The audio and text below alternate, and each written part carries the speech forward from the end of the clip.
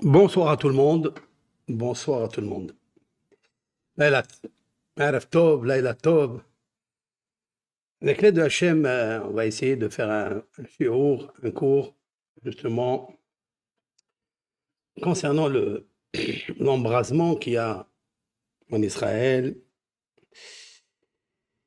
Et bien sûr, rappeler pourquoi il y a tout ça. Alors, ça fait presque 72 heures que je me suis un petit peu retiré, exprès, des réseaux, des réseaux. Et j'ai plusieurs raisons, bien sûr concernant la situation. Ça n'a rien à voir avec des raisons personnelles. Ce sont des raisons. אנחנו כן, במקלט. Ouais. Des gens d'Israël m'écrivent qui sont dans le souterrain là-bas, dans les abris. Qu'est-ce qui se passe en fait, cette histoire d'Israël avec le Hamas, avec le Liban aujourd'hui? Je ne suis pas un politicien et j'ai horreur de la politique. Pas que j'ai horreur seulement parce que mon maître m'a dit que la politique est maudite. Je voudrais donner un sens personnel, personnel et spirituel surtout. En tant que rave, je voudrais m'inspirer de tout ce qui s'est passé samedi, ce samedi qui vient de passer, Shabbat, à partir de 4 heures du matin, 5 heures du matin, lorsque plusieurs kibbutzim, moshavim ont été attaqués par le Hamas. Organisation terroriste, bien sûr, et la barbarie, la charcuterie qu'il y a eu. Il y a maintenant presque 1000 et quelques 1100 personnes qui ont été calcinées, décapitées. Même si on veut expliquer politiquement qu'il y a toujours ce conflit palestinien, israélien, tout ça, on peut l'expliquer, on peut tout, mais les faits sont là. L'observation, le constat, c'est un constat brûlant. Bien sûr, on le voit. Mais avant que ça arrive, avant que nous, on soit au courant de ce qui va se passer, c'est-à-dire ce samedi, on nous annonce qu'il y a 22 morts, que le Hamas est rentré, donc on n'a pas imaginé l'ampleur de la chose. Je voudrais vous raconter personnellement, parce que vous êtes mes amis, parce que vous êtes mes élèves, et j'aime informer de ce que je pense à l'intérieur de moi. Ce que je vais dire maintenant, ce sont des choses qui sont tellement importantes au point de vue toranique, au point de vue histoire de la Torah, la parole de Hachem, que toujours dans ma bouche il y aura Moshe Rabbeinu, le serviteur d'Hachem, a écrit dans sa Torah, et c'est indéfectible. Torah mina shamayim, la Torah elle est du ciel, elle n'est pas humaine. Et Moshe Isha Elohim a écrit cette Torah lettre par lettre, mot par mot, contexte par contexte, épisode par épisode, pérégrination par pérégrination. Il a tout écrit. Et pendant ces 3 jours, je me suis abstenu de parler donc, dans les réseaux parce que j'étais fiévreux et peiné déjà à partir du vendredi soir. Je vous ai quitté ici. J'ai fait un cours. Pour celui qui se souvient, il est d'ailleurs sur Facebook, YouTube, sur le psaume 12. Le psaume 12. J'ai expliqué là-bas comment le roi David a dit qu'il n'y a plus de personnes loyales que les personnes entre nous. On parle fausseté, on parle mensonge, et que l'Éternel, il décrète du ciel d'anéantir et de retrancher les paroles mensongères de la grande bouche qui équivaut à 3 péchés capitaux. Regardez ce cours que j'ai écrit. Mais en fait, je me suis demandé après pourquoi j'ai expliqué ce psaume. Pourquoi il fallait que je dise ce psaume, mais pourquoi? Pourquoi l'Éternel m'a inspiré de lire ce psaume? Et puis j'ai trouvé par la suite la vraie raison mystique et la vraie raison d'actualité. Vendredi soir, donc on passe le Shabbat, vendredi on rentre dans le Shabbat, et moi j'étais pas bien. Du tout, je sentais qu'il y avait quelque chose en moi, et qu'on dirait que mon mazal, c'est-à-dire mon ange, qui me surveille, qui me dicte, qui m'indique, celui qui est relié avec mon âme, je sentais qu'il n'y avait pas quelque chose de bien. Parce que moi, d'habitude, je suis très fort d'esprit, mon mental, grâce à Dieu, et que je n'ai peur en tous les cas, je ne m'inquiète pas de tout ce qui se passe autour de moi. Vous le savez, et Baruch Hashem, notre travail dans la vie actuelle, quotidienne, c'est quoi? C'est de partager l'étude avec les autres, d'étudier moi-même, d'écrire, et de renforcer toute personne qui veut se renforcer et être meilleure en se modifiant et en se bonifiant. Et là, je sentais qu'il y avait quelque chose. Mon mazal, c'est-à-dire mon ange protecteur, me disait quelque chose. Et mon épouse, elle me dit, mais qu'est-ce qu'il y a?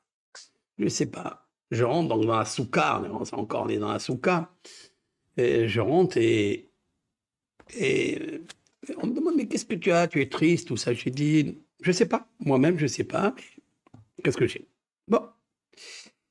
Et puis, le matin, au petit matin, vers 4-5 heures du matin, comme ça, j'ai me réveiller, lire un peu de psaumes, d'études, de paracha, de Rashi, mon étude quotidienne. Et puis, c'est incroyable. Un verset de la Torah, il me revient. Un verset dans la Torah, il me revient. Que d'ailleurs, je vais vous expliquer ce verset qu'au début, je n'ai pas compris de quoi il veut parler. Ce verset il se trouve dans Deutéronome, dans Devarim, dans le chapitre 2, verset 3, etc. Donc, je me suis demandé la question, pourquoi ce verset, il me revient? Très bien. Et puis, je suis allé le visiter.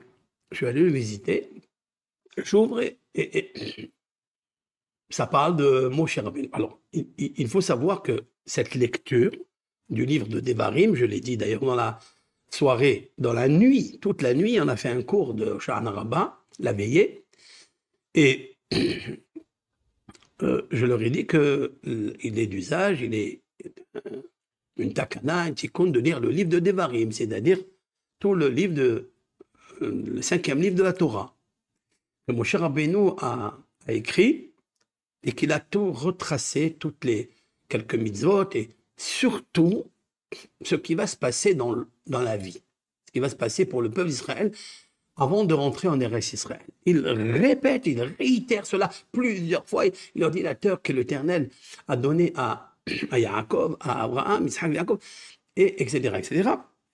Et puis, le passage de Devarim, bête, qui est la première section des 11 sections de Deutéronome. Là-bas, il parle de Sihon. C'est un roi invincible. Sihon ve'og, Sihon, et que l'Éternel lui a dit, écoute, Moshe, avertis le peuple d'Israël que Sihon, ça va être un dur, mais tu le combattras et tu le vaincras. Comme ça, il lui dit. Mais Moshe Rabbeinu, Alav Shalom, Moshe Rabbeinu, il va parler avec lui pacifiquement, en lui rappelant qu'il voudrait passer dans son terrain, dans son chemin pour traverser après le Jourdain, pour arriver en Eretz Israël, et il lui dit à ce roi, que l'Éternel, Eretz Israël, que l'Éternel a donné à mes ancêtres. Il lui dit ça. Comme m'a laissé passer Esav, les enfants de Esav, d'Ésaü, à Har Seir, dans la montagne de Seir qui appartient à Esav, et que aucun enfant d'Israël n'a le droit de prendre.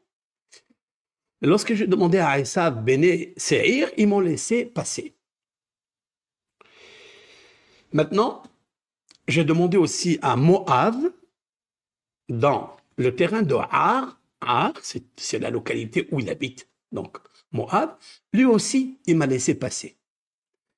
Et il lui dit, c'est incroyable, je vais vous lire le texte, c'est ça qui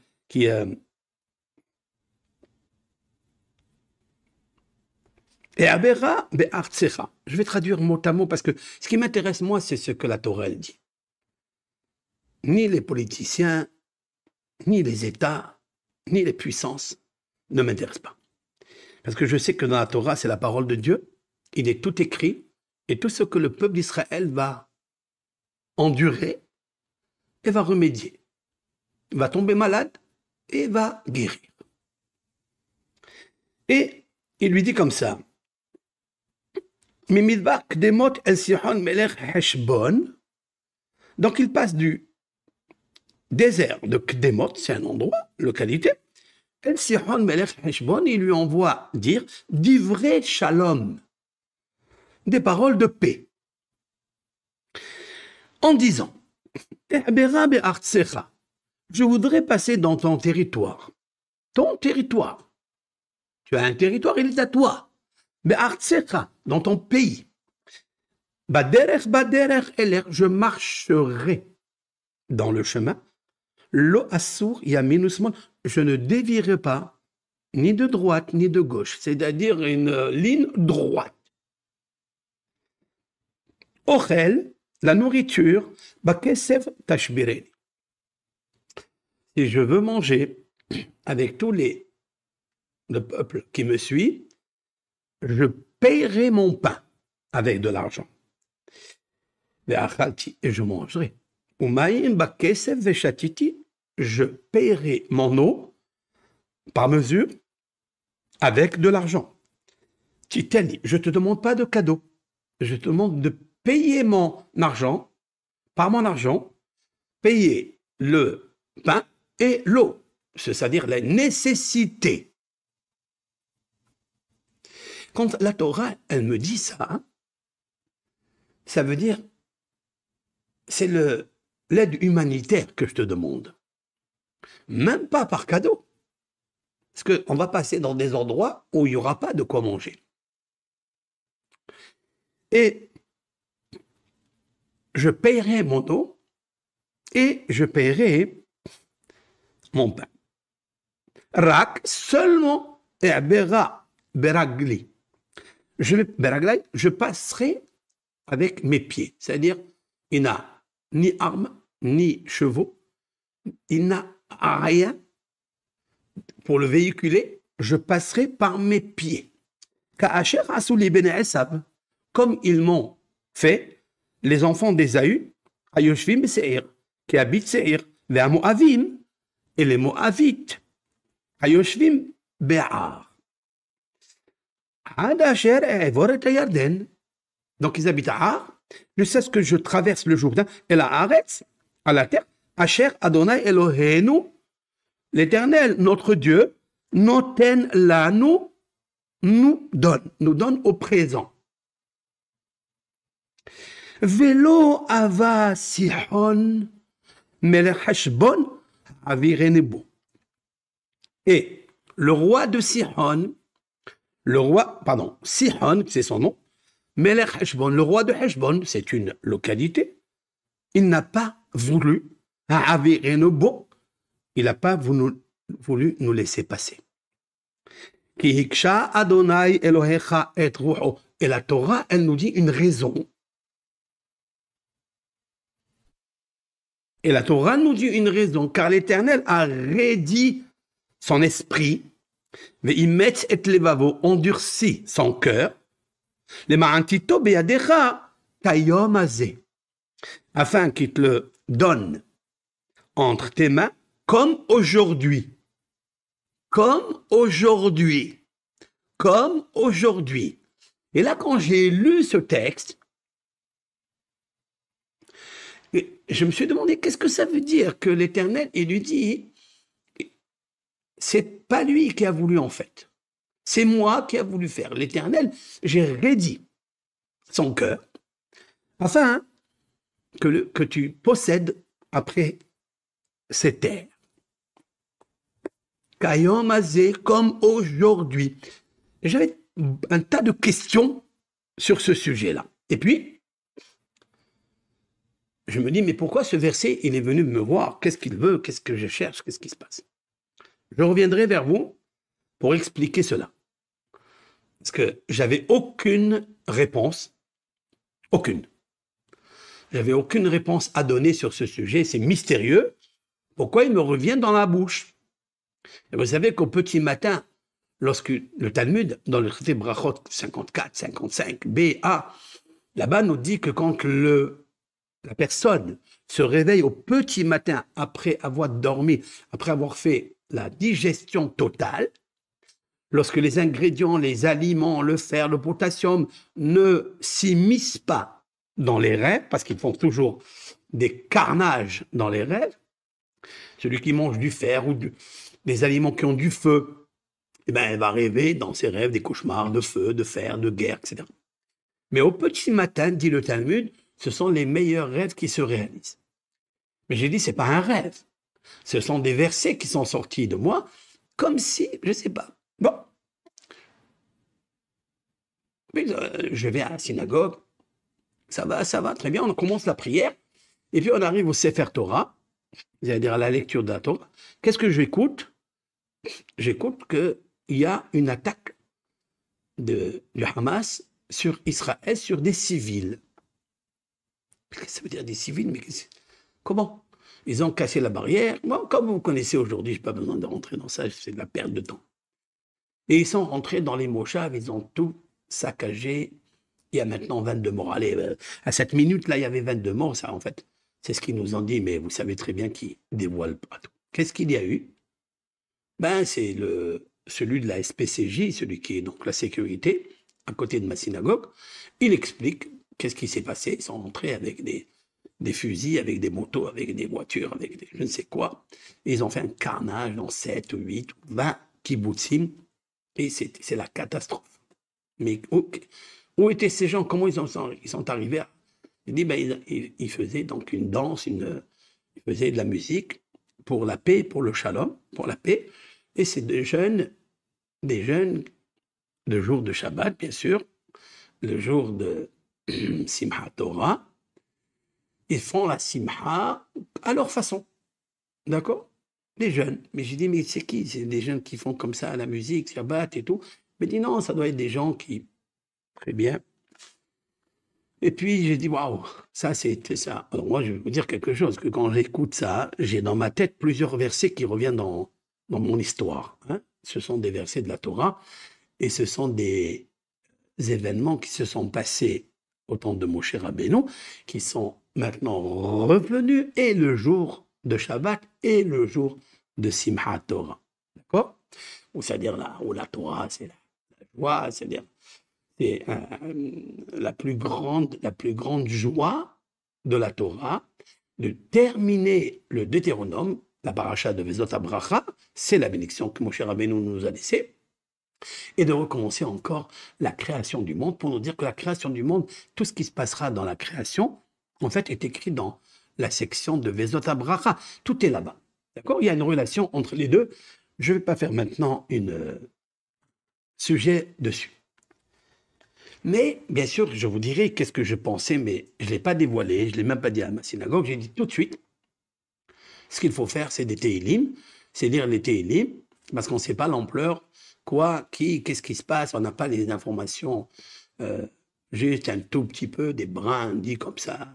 Et là, je suis revenu, donc j'ai fini ma prière, je suis parti donc chez moi, je suis revenu samedi soir pour fêter Simchat Torah. Et puis, bien sûr, les résultats sont encore plus profonds, c'est 300 morts, mais c'est hallucinant. Et, et donc, je n'ai pas fait Simchat Torah. J'ai sorti 2 séphers. Habituellement, on sort 11 séfarim que nous avons dans notre communauté. J'ai sorti 2 séphers qui sont sortis à Kippour, à Rosh Hashanah. Ce sont le Sefer Torah de Moshe Rabbeinu et de Aaron. Voici les 2 Sefer Torah que j'ai sortis. Alors, je voulais prendre un Sefer Torah pour danser un peu avec, gentiment. Pas que j'ai annulé totalement la fête de Simchat Torah. Je ne pense pas que j'ai le droit, mais j'ai dit que c'est vraiment en Eretz Israël. Ou ils sont au courant, donc ils l'ont arrêté, ou ils ne sont pas au courant, ils sont en train de danser. Comme bien sûr, ils ne sont pas au courant tout à fait, parce que c'est dans les moshav qui sont juste à la barrière de bande de Gaza, j'ai dit sûrement et certains qui ne sont pas tous au courant, et c'est ce qui était avéré. Mais nous, on était au courant, donc je n'avais pas le droit de faire la Simchat Torah, parce que la Simchat Torah, elle n'est ni écrite ni dans la Torah, ni dans le Talmud, ni dans rien. C'est un minhag d'Israël. C'est-à-dire, c'est une coutume que nos hachamim ont instaurée. Oui. Et donc, on est joyeux à la fin de la lecture, de la clôture de notre Pentateuch, qui est la section de Vezot HaBracha qu'on lit. Et donc, je voulais lever le Sefer Torah pour danser un petit peu avec, et voilà, je vous dis, et c'est là où ça a commencé mon problème. C'est que je n'ai pas arrivé à lever un Sefer Torah qui est le plus léger de tous les livres, les rouleaux de Torah que j'ai. C'est le plus léger. Je n'ai pas réussi. Et puis, une personne, elle m'a dit, bon, je vais vous aider. Donc, il y a une personne à droite, une personne à gauche. Elles m'ont aidé à lever le Sefer Torah pour danser avec. Et là, je me suis rappelé, je lui ai dit un verset. Je lui ai dit un verset, Ka'asher Yarim Moshe. C'était le Sefer Torah de Moshe Rabbeinu, hein, que nous avons offert il y a 4 ans.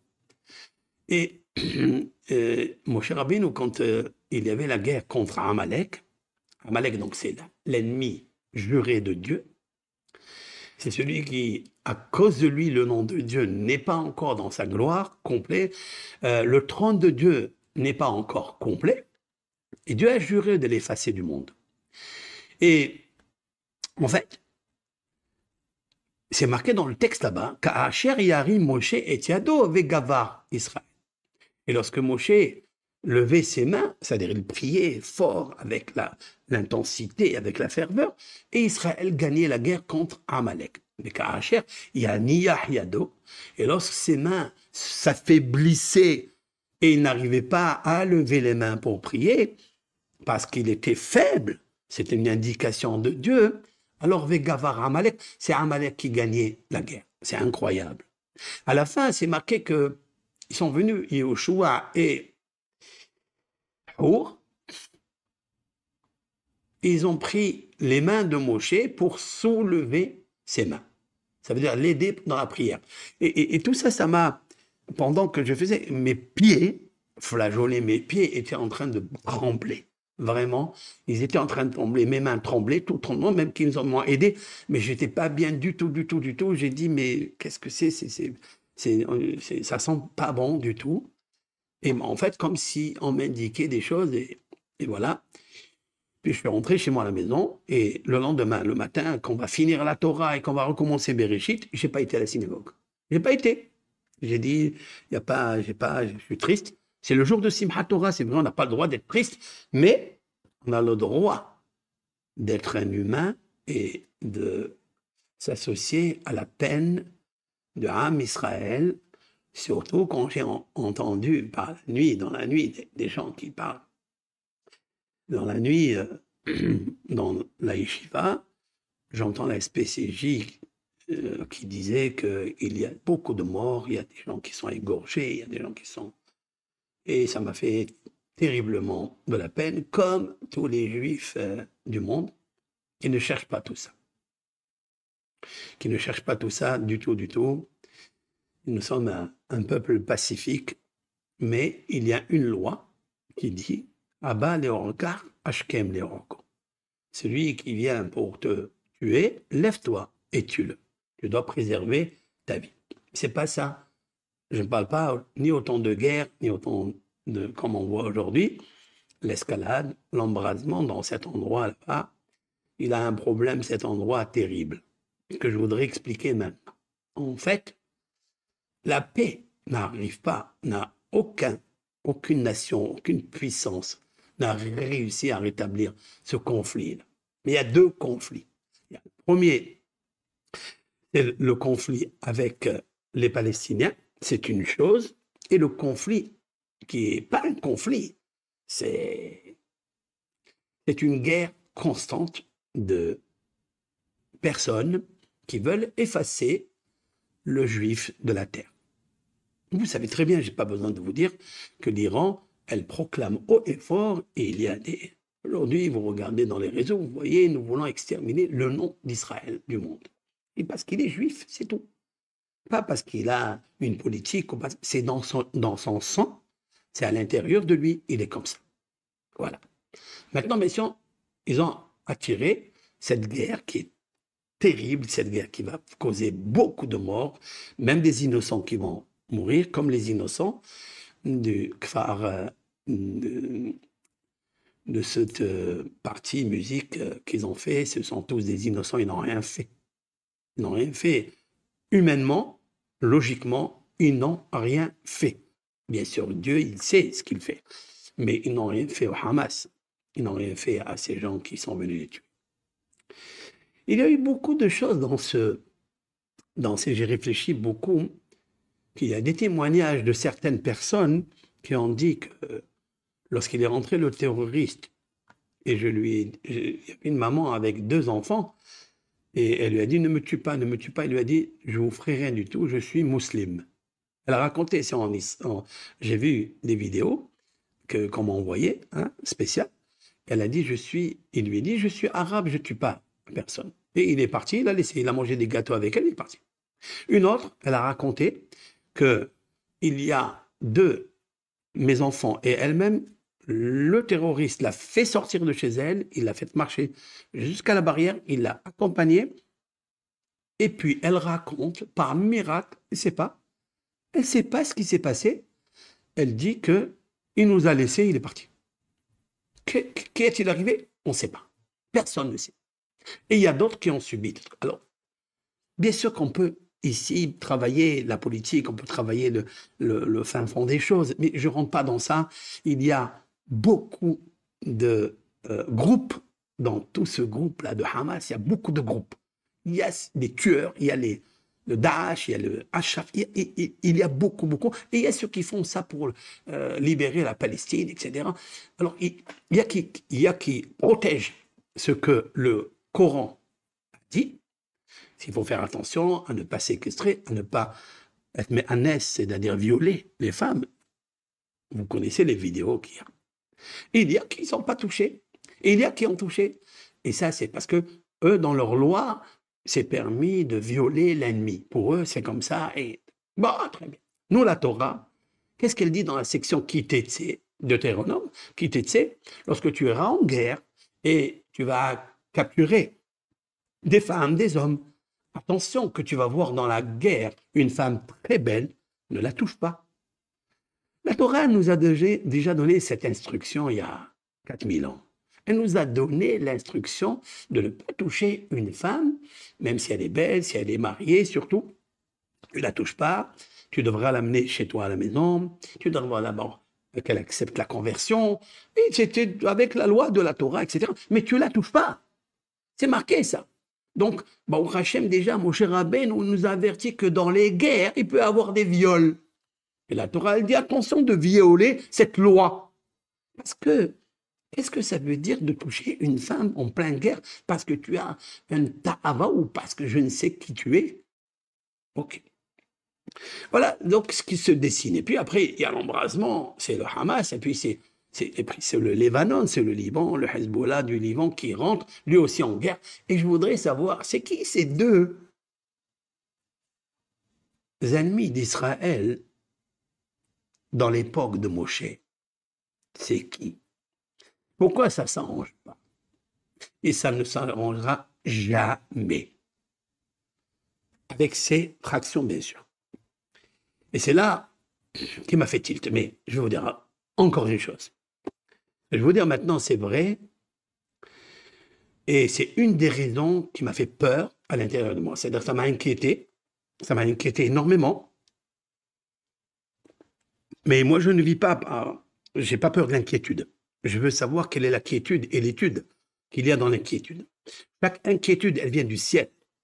Elle te donne, c'est un avertissement, c'est un flash, c'est une sonnerie d'alarme d'en haut pour réveiller quelque chose en toi, que ce soit spirituel, matériel, ou pour te dire que tu as un problème pathologique, etc. Ça, c'est vrai.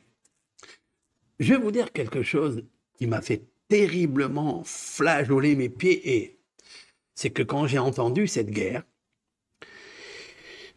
ça m'a rappelé une vidéo, et c'est très intéressant que vous ayez la voir, cette vidéo. D'ailleurs, on va la diffuser bientôt. On est en train de travailler. Je viens de la trouver, quoi. Cette vidéo il y a 2 ans, à Osha'ana Rabat. Donc, c'était la même période, en 5781. Il y a 2 ans, nous sommes 5700, ça veut dire on vient de finir Tashpag, 5783. Donc, 2 ans avant, 5781, j'ai ouvert donc le débat sur une inspiration. C'est pas une prophétie, c'est une inspiration où j'ai dit, tiens, je vais aller visiter dans les psaumes, parce que vous savez très bien que pour moi, un des livres le plus secret et mystérieux, qui n'est pas un livre à côté de la Torah, mais c'est un complément direct des merveilles et des mystères cachés dans toute leur profondeur et tout ce que va se réaliser des prophéties de la parole de Hachem. Je me suis dit, puisque dans les psaumes, il y a de 1 jusqu'à 150, je vais visiter quel est le psaume 81, parce que je sais que le psaume 91, c'est quelque chose de grand, c'est Yocheb, c'est un lion qui est puissant, c'est celui qui guérit toutes les maladies, tous les pogroms, etc. Et je me suis dit, qu'est-ce que le psaume 81? Et puis j'ouvre le livre devant tout le monde, vous allez le voir dans la vidéo, je dis, je vais vous dire quelque chose de 81 à 91, ce qu'il va se passer.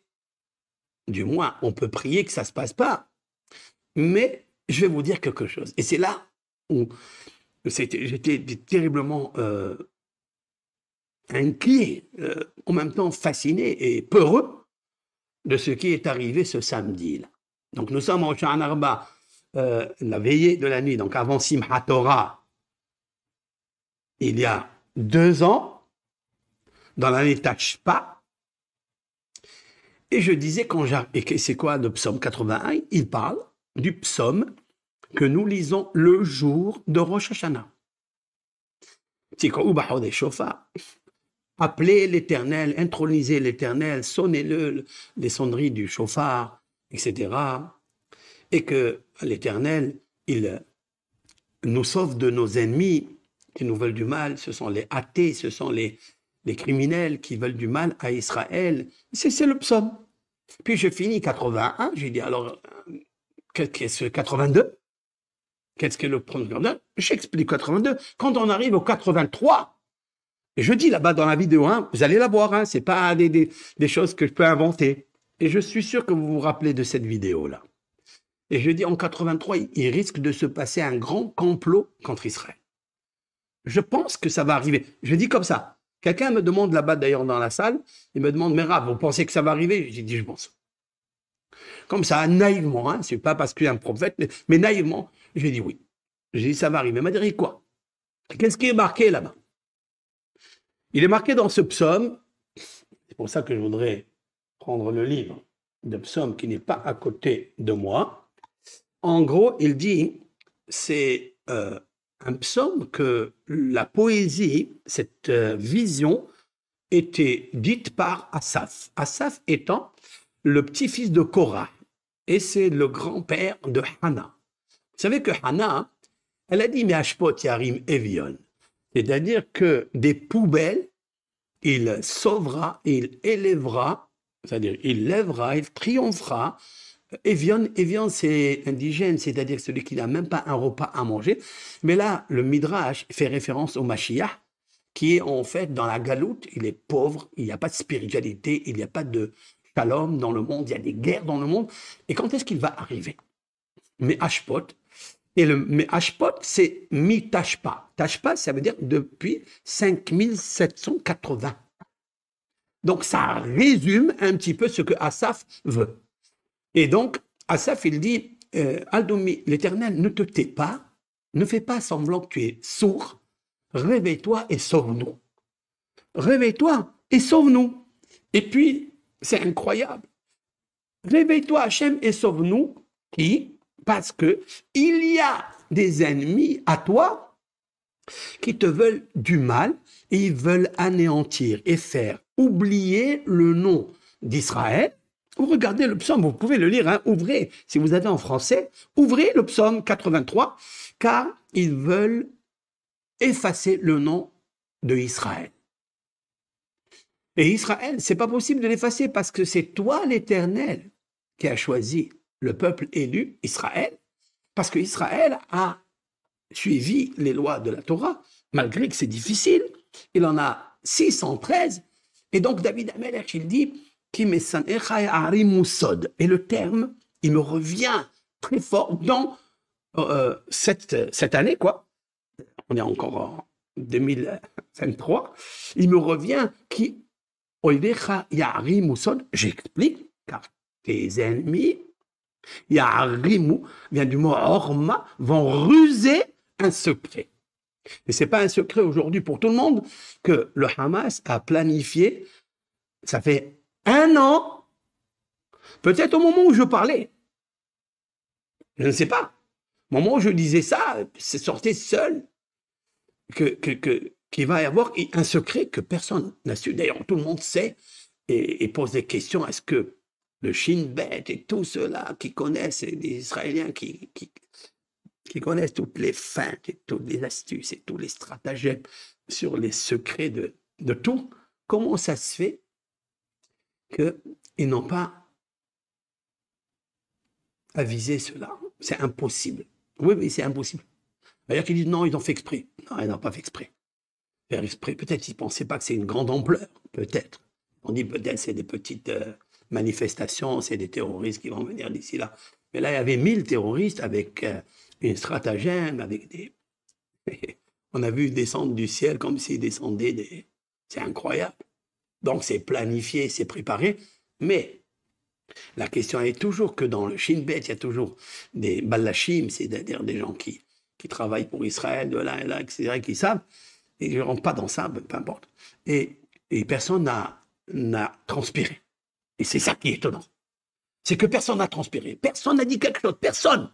Ça veut dire que c'est un groupe qui se sont réunis et ils ont dit attention, on va tout faire. Donc ça s'appelle Ya'arimusod. Ça veut dire on va ruser un secret que même le Shin Bet, que même Israël qui sont sophistiqués dans ça, ils vont pas savoir. Et c'est ce qui est arrivé. Qui sont ces gens-là?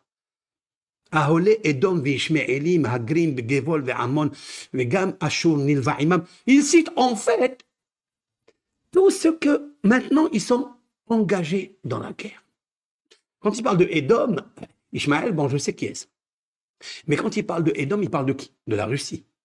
Il parle de la Chine, qui ne veut pas se mêler.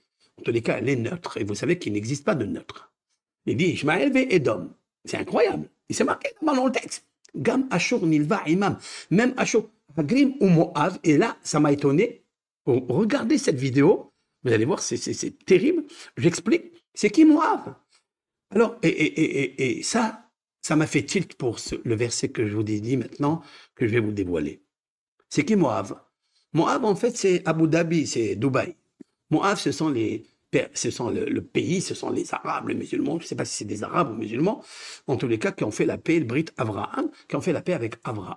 Et qui c'est Moav? Parce que Moav, lorsque mon cher Rabbeinu, il leur a dit, s'il vous plaît, est-ce que je peux passer dans votre terrain pour arriver au Jourdain et rentrer à la terre que Dieu m'a donnée, nous a donné, ils les ont laissés.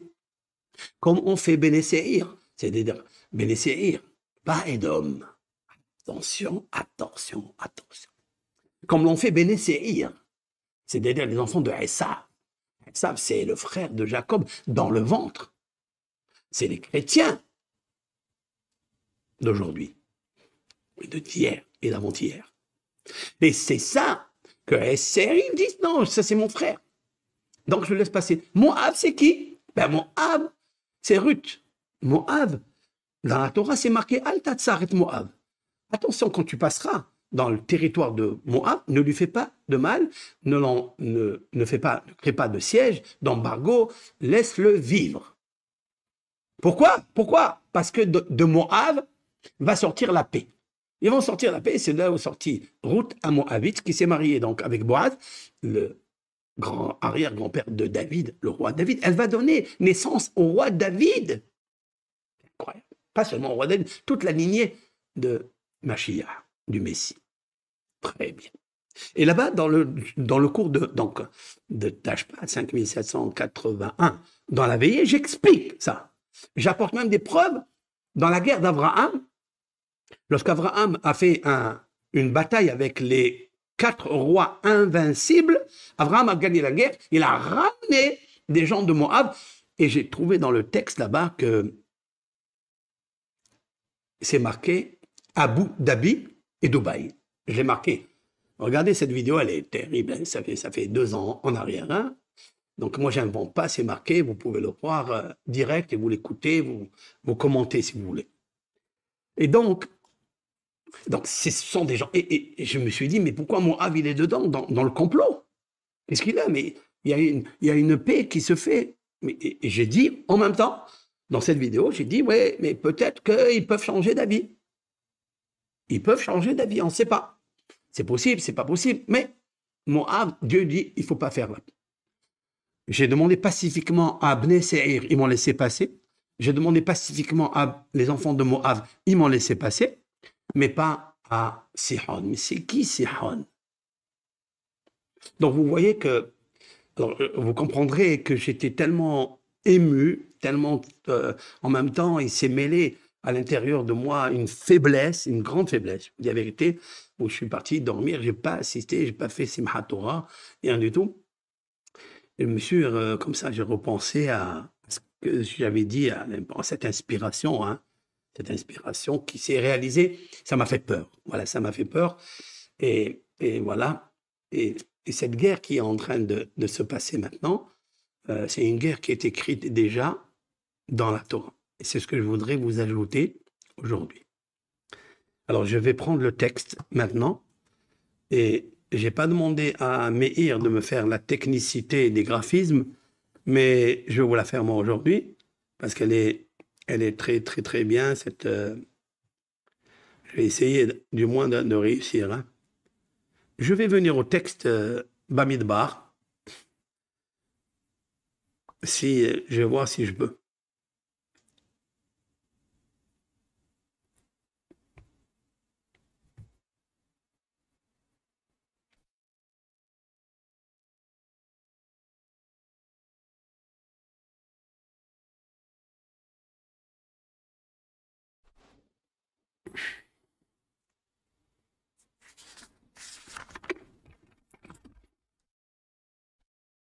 Mon ordinateur a fait un bug.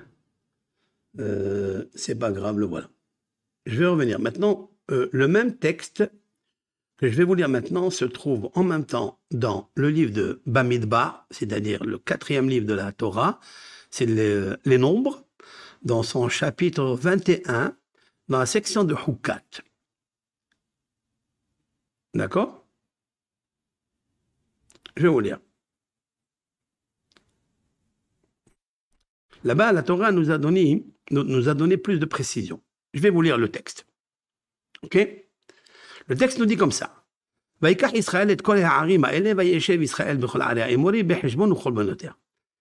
donc, la Torah nous dit là-bas que c'était le moment où leur ont demandé. Moshe Rabbeinu, dans le livre de Devarim, il faut qu'on sache qu'il a juste fait une répétition de ce qui s'est passé dans le désert.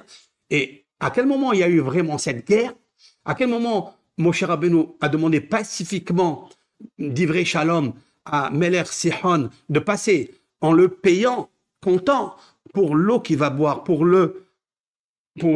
c'est-à-dire il lui a demandé une aide humanitaire, c'est ça qu'il lui a demandé, quoi. Et qu'il lui a refusé. Il a dit, non, je veux pas. Donc il a refusé la paix. En fait, il a refusé la paix. Ça veut dire quoi alors? Si j'ai pas d'eau, j'ai pas de quoi manger, tu me laisses mourir. C'est ça, hein? C'est ça. Ça, Sihon, tu me laisses mourir. Donc tu ne cherches pas, en fait, la paix. Tu ne connais pas la vie. Tu n'es pas humaniste. Alors, c'est ça qui m'a interpellé. Maintenant, ce qui est extraordinaire, c'est que je vais vous lire quelque chose.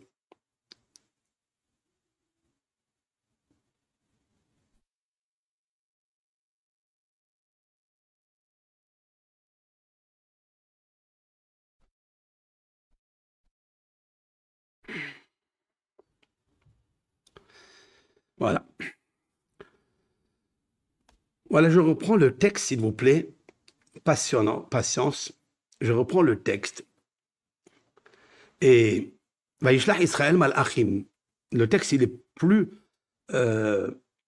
vivant et plus large dans le sens. Vaïshlach Israël Malachim, et Israël a envoyé des émissaires, des ambassadeurs, des missives, El Sihon Melech Emory les morts, vers Sihon, le roi de Emory, d'accord, en disant. Donc Emory, attention, Emory fait partie des 7 pays, pays qui sont en fait un des problèmes de Amalek. C'est-à-dire là, la Torah nous dit que ces 7 pays, on devra les, s'ils ne nous laissent pas, nous allons souffrir avec eux.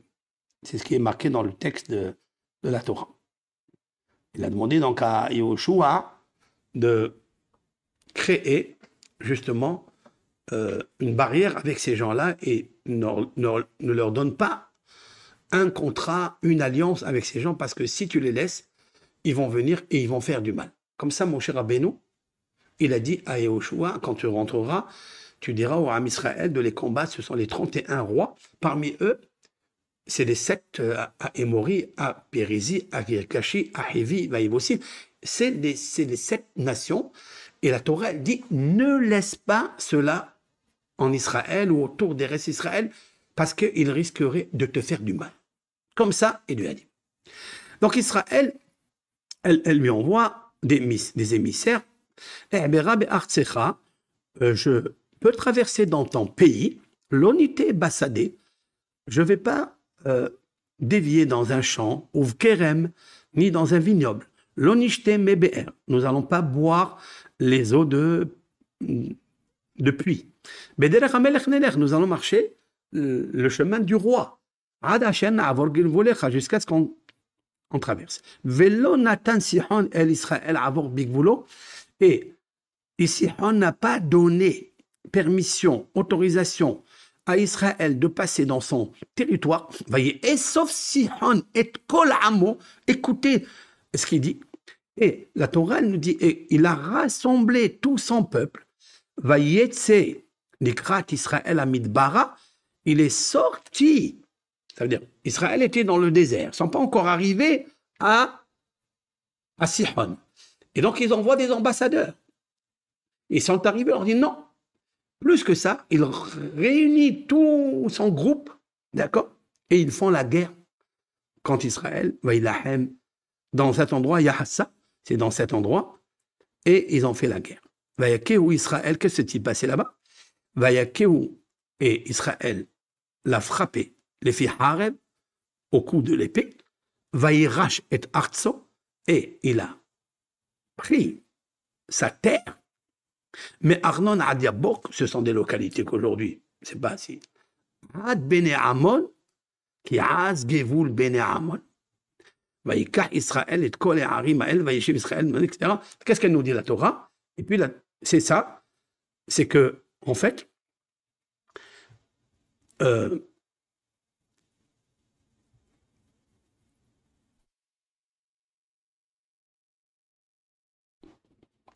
voilà ce qui s'est passé là-bas. Alors, qui est ce Sihon-là?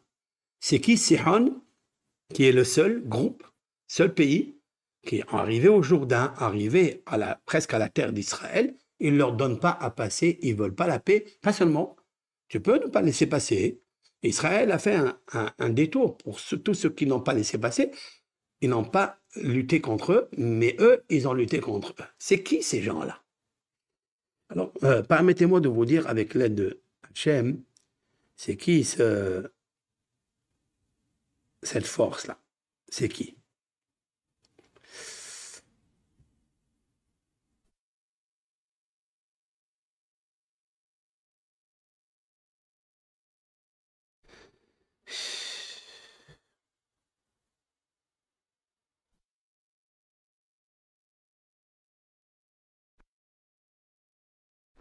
Je vais vous faire le texte maintenant, plus simple. Voilà. Lorsque je prends le texte, je visite toujours les initiales des mots qui sont dans le texte. Je voudrais savoir c'est qui ce Sihon aujourd'hui.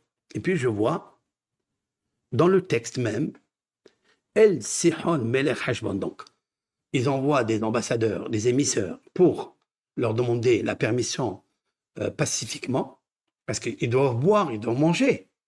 C'est l'aide humanitaire. Et eux, ils refusent. C'est qui ce Heshbon? C'est qui? En fait, Velo Ava Sihon Melech Heshbon. Et Sihon n'a pas voulu. Si vous regardez le texte, Ava n'a pas voulu. Il y a la lettre Aleph. Je vais vous le marquer ici. Comme ça, vous comprendrez le texte convenablement. Je vais vous le marquer. Les textes en hébreu. Il va y avoir 4 mots qui vont sortir. Hein. Très intéressant, ces 4 mots. Je n'ai pas préparé le cours pour le graphisme, mais c'est pas grave.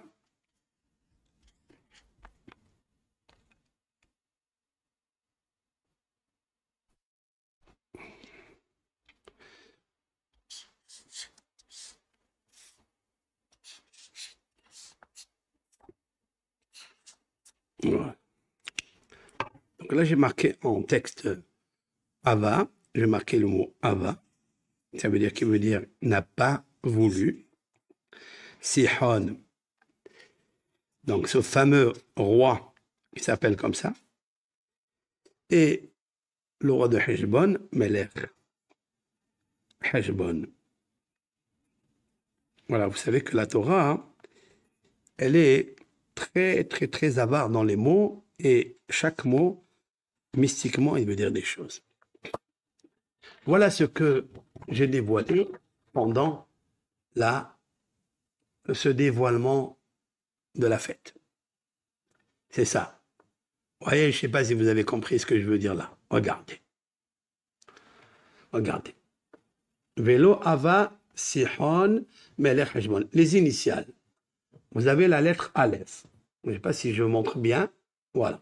Vous avez la lettre Aleph. Vous avez les initiales. Parce que 4 mots qui se suivent, qui parlent d'un nom d'un roi, le roi de Heshbon, donc c'est Émorite. Heshbon, c'est Émorite, c'est les Émorites. Eux, la Torah dit, il ne faut pas s'associer avec eux, du tout, du tout, du tout. D'accord? Et jamais, jamais les faire entrer avec toi, contracter avec eux un mérite. C'est marqué dans la Torah. Pour Sihon, je parle, hein, pour Émorite. Et puis vous avez là 4 mots avec 4 initiales. Aleph, sa mère, même, et Het. Qu'est-ce que ça donne? Je vais vous l'écrire, qu'est-ce que ça donne de suite, en grand. Ça donne, voilà.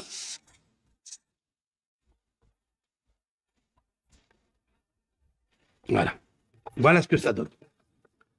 Ça donne le mot Hamas. Le mot Hamas. En fait, ce nom, Hamas, c'est pas... Hamas, il est écrit plusieurs fois dans la Torah. Vous allez le voir dans Parashat Noach la semaine prochaine. Vous le verrez dans la section de Noach, qui m'a Hamas, mais Hamas là-bas, c'est avec un samer. Même samer. C'est-à-dire le mot qui veut dire violer ou voler ou, en flagrant délit. Mais là, c'est marqué avec Aleph. Avec Aleph, c'est un nom. C'est un nom, c'est un groupe.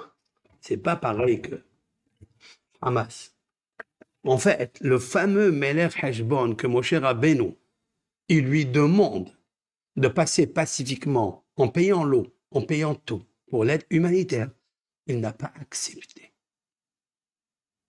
Et en fait, c'est lui qui est à l'intérieur.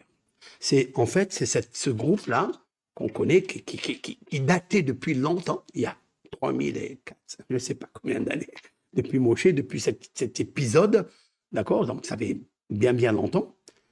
Il n'a pas voulu. C'est les seuls qui n'a pas voulu. Pas seulement qui n'a pas voulu, ok, mais pourquoi tu sors avec ton groupe pour faire la guerre contre Israël? Et j'avais compris quelque chose. Puisque le dévoilement il s'est fait, j'avais compris qu'il va y avoir quelque chose là, bientôt. Et c'est pour ça que je me sentais très mal. Et c'est l'année 5783, c'est-à-dire 2023, où le projet s'est fait. Et puis on passe à quelques jours de l'année Tashpad, qui est 5784. Dans le mot Tashpad, Tash, c'est 700, Pad, P, c'est 80, et 4, c'est 4, donc 84. Mais la dichotomie, c'est Tash, c'est affaibli. Pad, c'est en fait le salut. Pad, c'est Pidion. Le Pidion, c'est-à-dire que l'Éternel a laissé des choses parce qu'il devait avoir une catastrophe peut-être plus grande, je ne sais pas. Et donc nous sommes dans la croustille d'une année qui est un petit peu un relâchement du salut. Attention, je ne décourage pas parce que je vais dire quelque chose maintenant. Justement, c'est une année qui peut être très puissante pour tout le monde, qui peut être très favorable pour tout le monde. Elle va être difficile, mais qui dit que c'est pas bien? Dans le difficile, il y a toujours ce qui est amer, mais pas mauvais. Maintenant, quand je vois ça, ça m'a rappelé ce que j'ai dit il y a 2 ans, en 5781, Tashpa, Hashpot, mais Hashpot Yarivin, où ça commence à se... Alors le psaume de Pédalet, alors le psaume de 84, il dit des choses. 85, il dit jusqu'à 91, et derrière 91, il y a des choses qui vont se passer. Hachem Beler, El Nekamot Hachem, ce sont les psaumes qui parlent en fait de la vengeance. Dieu, de toute façon, c'est lui qui règne dans le monde, qui a raison, qui n'a pas raison. Aucun être humain ne pourra le dire. Aucun. Aucun stratagème, aucun philosophe, aucune puissance, même si elle est je ne sais quoi. Elle ne peut pas dire, il n'y a que Hachem, que l'Éternel, Akadosh Baruch Hu, c'est lui qui dirige le monde. Donc on saura qui vivra, verra. Le problème, il est le suivant. Pourquoi ça s'est passé là? Et donc, il y a beaucoup de choses qui se trottent dans ma tête. Je voudrais faire une organisation, mettre de l'ordre dans le désordre. Pas pour moi, mais par rapport à la transmission que je suis en train de faire maintenant, qui, je pense, elle est une transmission très précieuse et valable. Mais je reviens à ce qui s'est passé. Qu'est-ce qui s'est passé ce samedi, ce fameux samedi du 7 octobre? Qu'est-ce qui s'est-il passé dans les Moshav? Il y a beaucoup de choses qui se sont passées, mais avant d'arriver au Moshav, avant d'arriver à des kibbutzim, ils ont d'abord attaqué. La première des choses, c'est la surprise partie et attaquer en surprise. Alors, qu'est-ce qui se passe dans ce qui c'est quoi le jour de Shabbat, le jour de Simchat Torah? On a une chose comme ça dans le territoire israélien. C'est quoi ça? Bien sûr, on ne veut pas accuser personne et on jette aucun jugement sur personne. Je veux juste comprendre spirituellement. Parce que j'ai toujours dit, au nom de nos sages, que la faute est la cause de toutes les punitions. Quand il n'y a pas la Kedusha, la sainteté qui est respectée, alors il y a des dégâts. Surtout s'il y a, même si c'est des danses, etc., mais des danses, même si on les fait avec sniout, avec la pudeur. Et lorsque le peuple d'Israël avait fait le veau d'or, écoutez ce que je vais dire maintenant. Lorsque je reviens au texte de la Torah. C'était quel moment qu'ils ont fait le veau d'or? Le veau d'or, ils l'ont fait juste après le don de la Torah. juste après Simchat Torah. Ils ont reçu la Torah, ils étaient contents. Puis, Moshe Rabbeinu, il entend de la part de Dieu lui dire: descends, ton peuple a fauté. Et qu'est-ce qu'ils ont fait? Il lui dit: ils ont fait un hegel, ils ont fait un veau d'or. Et Moshe Rabbeinu, il descend, il voit le veau d'or et il casse les tables de la loi. Il prend les tables de la loi, il les casse. Et puis Moshe Rabbeinu, il remonte pour demander pardon. L'Éternel s'était enflammé pour détruire tout ce peuple-là. Et pour cause de plaidoirie de la part du serviteur de Dieu, il lui a laissé le peuple. Il dit: c'est le peuple que tu as fait sortir d'Égypte, tu ne peux pas lui faire ça. Bon, on va pas rentrer dans les philosophies. Puis Moshe Rabbeinu, il obtient encore une autorisation, un cadeau du ciel, de remonter et de ramener les deuxièmes tables de la loi. Et il les ramène le jour de Kippour, parce que Dieu lui a dit: je te pardonne ta faute. Je te pardonnerai la faute du veau d'or. Mais l'Éternel a dit: attention, ne faites pas comme vous avez fait le veau d'or. Qu'est-ce qui est arrivé? Pourquoi mon cher Rabbeinu, il brise les tables de la loi? Pourquoi il ne les a pas laissées de côté? Il ramène le peuple à la raison, il demande pardon à Dieu, que Dieu lui donne la permission de redistribuer ces tables de la loi. Les premiers, pourquoi il les casse? Tous les commentateurs se penchent sur cette question qui est très, très, très, très puissante et fine, qui est d'abord logique aussi. Alors, un des grands maîtres a répondu, et c'est ça qui m'a fait peur, c'est que Moshe Rabbeinu, il voulait la laisser, les tables de la loi, il ne voulait pas les casser. D'ailleurs, Dieu ne lui a pas dit de les casser. Mais Dieu, il lui a dit: bravo que tu as cassé ces tables de la loi. Quand est-ce qu'on lit ça? Ce bravo-là, c'est marqué dans la dernière phrase de la paracha de Vezot Abracha, c'est-à-dire de Simchat Torah. La phrase ולכל היד החזקה וכל המורא הגדול אשר עשה משה לעיני כל ישראל. C'est quoi Asher Asa Moshe לעיני כל Israël? Rashi, il donne une explication étonnante. Là, on parle des miracles qu'il a fait en Égypte, qu'il a fait dans le désert, qu'il leur a donné la manne, etc. Et il dit: et l'étape de la loi qu'il a pris dans ses mains, qu'il a brisée.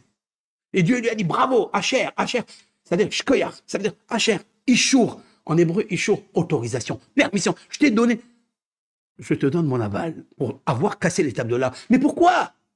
On termine comme ça la Torah. Ça veut dire qu'il va y avoir des bûchures de Simchat Torah dans la vie. Vous savez pourquoi? Parce que lorsque mon cher Rabbeinu est descendu, Vayar et Hegel Umholot. Mon cher Rabbeinu, il est descendu, il a vu le veau d'or, et rien encore. Mais à côté, il a vu les danses et la musique. Que les hommes et les femmes se mettaient à danser, à faire la Holéloute devant le veau d'or. Et c'était le jour du Shabbat.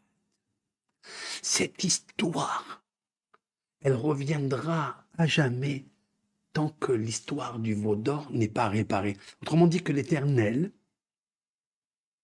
a donné son aval à Moshe Rabbeinu, il a validé ce que Moshe Rabbeinu a fait, et Dieu, il a dit à Moshe Rabbeinu: ou bien pokti ou pakati alem.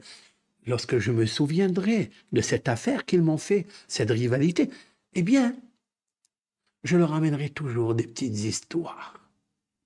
Lorsque Moshe Rabbeinu, il a demandé aux enfants de Lévite, les craignants Dieu, ils se sont tous approchés et ils ont massacré de leurs frères, ils ont fait le veau d'or, 3000 personnes. La Torah, elle a dit que je l'achète alfish, 3000 personnes. Quand la Torah nous donne des chiffres, peu importe combien ils sont morts, combien ils ne sont pas morts, 3000 personnes. Ok. Je ne voudrais pas débattre sur le chiffre 3000, ça ne m'intéresse pas pour l'instant. Mais j'ai une arrière-pensée de ça. Maintenant, qu'est-ce qui s'est passé chez nous? Il s'est passé qu'à Simchat Torah, il y a encore le Hegel Umholot, ça veut dire encore des danses. Ça, Kadosh Baruch Hu, il ne supporte pas. Il ne supporte pas, donc il envoie voilà, des choses pour nous réveiller, pour nos trucs. Mais c'est une très belle chose. Pourquoi? Parce que dans le psaume 83, il est indiqué le complot, mais il est indiqué aussi le résultat de du mazal Elion, c'est-à-dire d'un, pas une chance, mais c'est une destinée du peuple d'Israël très, très, très, très haute pour anéantir deux forces négatives que je voudrais parler par la suite, pas maintenant. Une ce sont deux forces féminines qui attirent l'homme à la débauche, qui attirent l'homme à l'anti-pudeur. Et ces deux-là vont être dévoilés bientôt par rapport à l'anéantissement de la force, de la débauche, du mal, et que la Kedusha, la sainteté du Ham Israël, sera très, très élevée. Et c'est ce que nous cherchons, c'est la sainteté du Ham Israël. Et en fait, il y a ici un canevas qui se fait, qui se trame, il y a un canevas que cette année, c'est Tashpad et Shnat Paras Doleket. C'est incroyable, c'est le 15 Elul, le 15e jour du Elul, là où on était dans les Slihot. Moi, j'ai pris mon stylo avec un carnet et j'ai commencé à marquer, comme font tous les écrivains, quels sont les acrostices, les acronymes de l'année à Tashpad. 5784. Nous sommes dedans, nous y sommes dans la guerre aujourd'hui. En fait, à Tashpad, j'ai fait 25 acronymes que je ne pourrais pas dévoiler maintenant. Je les ai écrits, ils sont là-bas dans mon pupitre, ils sont là-bas, je ne les ai même pas vus encore. Je suis parti, ça fait une semaine, je ne suis pas allé à la synagogue. Okay? Et donc, là-bas, j'ai marqué Tiye Shnat, ça sera une année, Pad, P, Dalet, Paras, c'est-à-dire l'Iran, Paras c'est la Perse, l'Iran, Doleket, c'est-à-dire embrasé, Doerket, éteinte. C'est ce que j'avais marqué, ça. Alors, bien sûr, on s'amuse comme ça à écrire des choses, mais c'est pas ce que je cherche pas la guerre, je cherche pas tout ça, Dieu préserve. Et qu'en fait, puisque nous sommes dedans, quelles sont les choses à faire? Quelles sont les mitzvot maintenant? Quelles sont les armes du peuple d'Israël? Pas les armes à feu. Les armes à feu, on est obligé d'avoir ces armes pour défendre la vie humaine et se défendre. Voilà. Ça, c'est sûr et certain qu'il faut le faire, ça. Bien sûr qu'il y a des innocents qui meurent et tout. Après, au temps de guerre, c'est très difficile. C'est très difficile de faire des différences entre le tzaddik, le rachat, entre le juste, l'innocent ou le coupable, ou celui qui n'est pas, etc. Et juste, il y a un grand principe dans le judaïsme et dans le Talmud, Oy la racha ve oy lishreno. Cela veut dire malheur aux méchants, malheur aux criminels, malheur à ce méchant et malheur à son voisin. Ça veut dire vous avez des gens innocents qui habitent avec des gens. Normalement, ces gens-là doivent fuir, doivent partir, doivent réparer. Le Talmud dit que si dans ta ville, il n'y a pas une synagogue où aller prier le bon Dieu, et comme sa créature, sauve-toi de cette ville. Sauve-toi. Si vous savez qu'il y a des gens qui tuent, des gens qui sont barbares, il faut fuir, les amis. Il faut fuir. Ah, pourquoi? On verra ça. Laissez l'Éternel faire les choses. Mais on ne peut pas habiter. Ça, c'est marqué pour nous, à nous, les Juifs. Un jour, un Juif habitait à côté d'un méchant, dans la maison, juste à côté de lui. Et un jour, la maison du rachat, de ce méchant, faisait des péchés gravissimes. Ce méchant, sa maison a pris l'incendie, a brûlé entièrement, et elle a brûlé aussi le compagnon qui était un homme très bien, très gentil, tranquille. Des gens qui étaient bien, et des gens avec un bon renom et tout. Elle a brûlé sa maison aussi, mais il n'a rien fait, lui. La réponse est Oy la racha, oy lishreno. Malheur à celui qui est méchant, c'est sûr qu'il va lui arriver beaucoup de choses mauvaises parce que Dieu, Akadosh Baruch Hu, l'Éternel, Elohim, ne laisse pas les impies, ne laisse pas l'injustice, ne laisse pas toutes ces choses qui arrivent dans le monde qui sont mauvaises. Mais attention, ne sois pas collé avec lui. Si tu es collé, tu te brûles toi aussi. Il y a un incendie dans la maison du rachat, du méchant. Il y a l'incident de l'incendie à l'intérieur de tout l'embrasement, il va se faire entièrement. Alors, qu'est-ce que nous devons prier immédiatement? Tout ça, c'était en fait juste 5% de ce que je dois dévoiler. 5. Mais au fur et à mesure que je me reprenne moi-même, on dira des choses dans ce texte-là. Parce qu'en fait, ce qui m'a beaucoup surpris, c'est que c'est terrible de dire quelque chose comme ça. Je vais vous le dire. Et que dans le même verset, oui, je vais vous le sortir. Dans le même verset que je viens de vous dire maintenant, l'Éternel, il dit à Moshe, dis-lui pacifiquement de te laisser passer à ce Sihon, et qui n'a pas voulu la paix, et qui ne voudra jamais la paix. Et que pas seulement ça, qu'il est venu te combattre, que tu lui as pas demandé, tu lui as demandé de l'eau, tu lui as demandé. Il a marqué que on va pas dévier ni d'un champ, ni d'un vignoble. Vélo nicheté, on boira pas de l'eau des puits qui t'appartiennent. Juste, vends-nous un peu, fais un geste humanitaire, monsieur. Il a dit non, je fais pas, mais je ferai encore la guerre contre vous. Parce que, pourquoi? Qu'est-ce qu'il y a? Rien. Est-ce que parce qu'il lui a dit que l'Éternel a dit qu'on revienne à notre terre? Je ne sais pas. Pourquoi? Encore, on sait qu'il y a quelque chose. Et là, si vous prenez le mot nité, bessadé, uvkerem, lo nishté, c'est-à-dire le texte nous fait sortir les 5 mots, 5 lettres. Et les 5 lettres indiquent Levanon, le Liban. Dans le même texte, ici, quand ils n'ont pas voulu la paix, et au contraire, ils ont voulu faire embraser par une guerre, il y a marqué le Hamas, il y a marqué le Liban dans la même phrase, dans le même texte. Qu'est-ce qu'il y a aujourd'hui? Aujourd'hui, eh bien, ce sont les mêmes personnages de l'époque de Moshe qui reviennent ensemble pour embraser ce Moyen-Orient, embraser cette cité là-bas, qui a que des problèmes, parce qu'en fait, elle a besoin d'une grande sainteté, d'une grande kedusha. Et pour revenir à ça, et c'est incroyable comment le texte, il relie. Je vous ai trouvé dans le même texte, hein, je vous ai trouvé ça.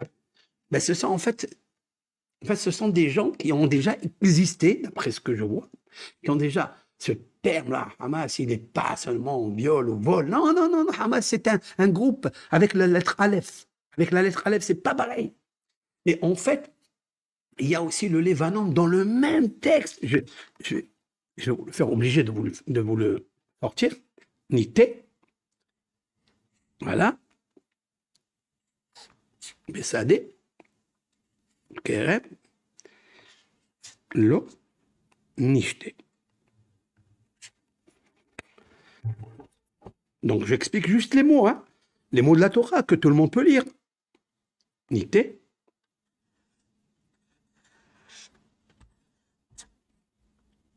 Bessadé. On vous le fera en graphisme bien lu, avec le sous-titre, comme ça vous comprendrez ce que je veux dire, mais je pense que vous avez déjà saisi. Au Kerem,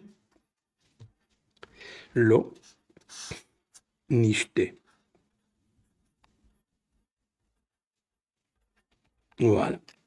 Voilà donc les 5 mots. Ils sont juste derrière ce verset-là, juste derrière ce verset. Voilà. Et c'est incroyable. Regardez. Je ne sais pas si vous regardez bien comme moi. L'unité, c'est-à-dire on ne va pas, Moshe Rabbeinu, il lui envoie des missives. Il lui dit, écoute, on ne va pas dévier ni de rentrer dans un champ, ni dans un vignoble. Et les eaux de puits, on ne boira pas. Tes puits, vends-nous seulement.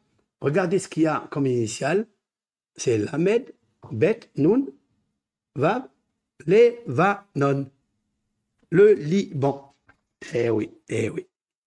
Vous voyez pourquoi le Hamas aussi, en fait, c'est incroyable.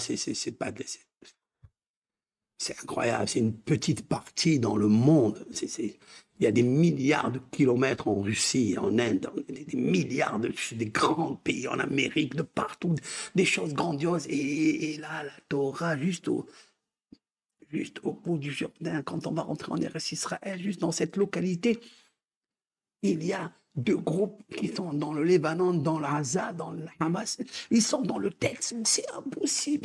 C'est impossible. C'est impossible. Un homme ne peut pas écrire un livre où on peut sortir par une fréquence de lettres, par la fréquence qui est juste l'acrostiche, l'acronyme de 5 mots, de 4 mots, dans le même verset. C'est pas possible. Je vous dis, c'est pas possible. Si c'est pas la parole de Hachem, la prophétie qu'a reçu Moshe Rabbeinu, Eved Neeman, serviteur fidèle à Dieu.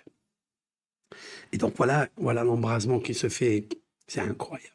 Maintenant, je peux aller plus loin et vous dévoiler des choses de porte-avions américain qui est là-bas dans la Russie. Tout est écrit dans ce verset, chers amis. Mais je ne peux pas le dire maintenant. Je ne voudrais pas parler de ça parce que ça rentre dans des choses, vous le savez très bien. Je voudrais parler juste de ce que maintenant, Israël, ils font la guerre avec ces deux personnages, ces deux groupes, que Israël, il y a 3440 ans, il leur a demandé la permission de rentrer dans leur territoire pour qu'ils boivent un peu d'eau, un peu de truc. Maintenant, qu'est-ce qui se passe maintenant? Maintenant, il y a un siège. Israël lutte contre lui, lutte contre le Liban. Il y a un siège, il y a l'aide humanitaire. Ça veut dire, tu n'as pas voulu me donner l'aide humanitaire? Ben moi, Dieu, tu ne veux pas être humaniste avec mes enfants, avec le peuple d'Israël. Tu fais des complots. Très bien. Alors moi, je vais créer aussi ça. Mais c'est pas les hommes qui créent du tout. Il n'y a pas quelque chose qui bouge. En Adam nokef etzma'o milmata, atkim godrim alav milmala. Le Talmud dit qu'un homme ne bouge pas ou n'est pas touché dans son petit doigt si on n'a pas décrété sur lui d'en haut. Donc, tous ces marionnettes que nous sommes, tous ces hommes, tous ces guerriers, tout ça, c'est l'histoire qui se refait pour la correction de ça. Donne-moi un morceau de terrain pour passer. Je tourne pas là, je tourne pas là. Je prendrai pas de vigne, pas de champ. Je cueillerai pas tes fruits, ni boirai de l'eau. Je paierai mon eau. Non. Non. Velo ava Sihon Neton et Israël avor bigvulo. Et il n'a pas voulu Sihon, Melech Heshbon, donner à Israël le passage de passer vers la terre que Dieu leur a promis. Il n'a pas voulu. Et là, c'est incroyable. On sort le mot Hamas, c'est ce groupe, et on sort le mot Lebanon, c'est le groupe qui se trouve là-bas et là. Et ça m'a fasciné, voilà. Voilà, vous comprenez que je me lève le matin, à Shabbat, comme ça, 4 heures du matin, et c'est le verset qui me vient dans la bouche, et je me dis, mais qu'est-ce qui se passe? Pourquoi? Pas parce que je l'ai lu la veille, parce que c'est vrai que je l'ai lu la veille pour finir mon livre de Devarim, de Deutéronome, puisqu'il nous faut faire tout ça pour le tikkun, pour l'embellissement de la soirée. Mais voilà les résultats, en fait. Et je ne voulais pas le dire de suite, je voulais laisser de 72 heures. 72, c'est hesed, c'est bonté. Je voulais que ça s'organise à l'intérieur de moi pour le dire avec une pédagogie, avec un instrument de calme et de dire les choses, pas autant que politicien ou autant que, au contraire, nous sommes le groupe du Shalom. Moi, mon groupe à moi, c'est le groupe du Shalom. Nous prions que des innocents ne souffrent pas, ne meurent pas. Donc j'adresse ici à tous les innocents une brioute, c'est-à-dire une bonne santé. J'adresse aux Hayalé Israël qui luttent pour une survie, une vie sûre, leur terre. Il y a 3 dimensions là-bas. Il y a 3 dimensions. Il y a d'abord ceux qui sont au front, ceux qui ont laissé leur famille, qui ont laissé tout pour aller combattre, etc. J'espère que cette guerre va amener le rétablissement de beaucoup de choses, parce que je suis sûr et certain. Et aussi, je prie aussi pour tous les malades d'Israël, tous ceux qui sont malades, tous ceux qui sont malades aussi, qui par ces bombardements, il y a eu des enfants, il y a eu, on ne sait pas où est la vérité, des fake news, chacun il raconte ce qu'il veut.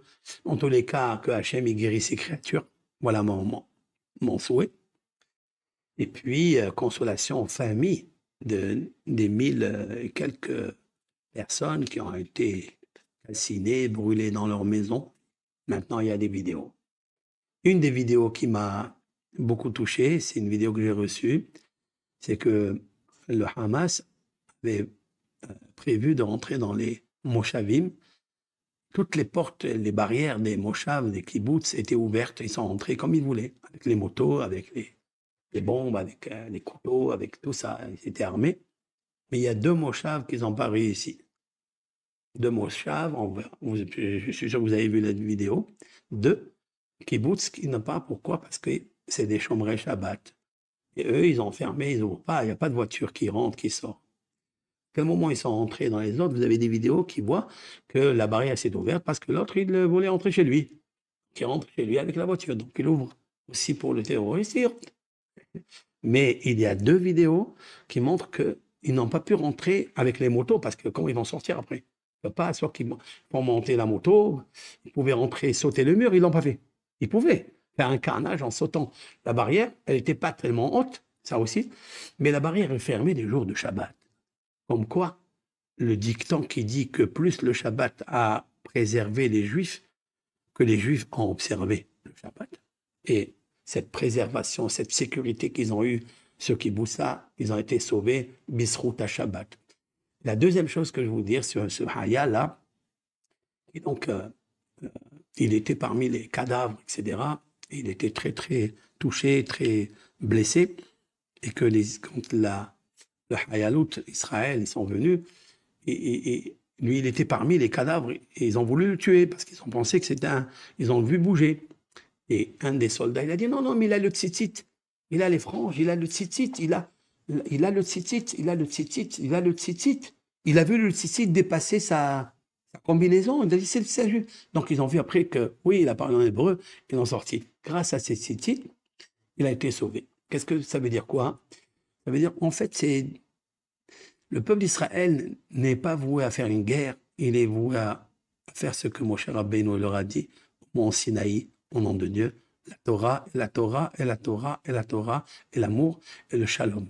Voilà ce que le peuple d'Israël doit vivre.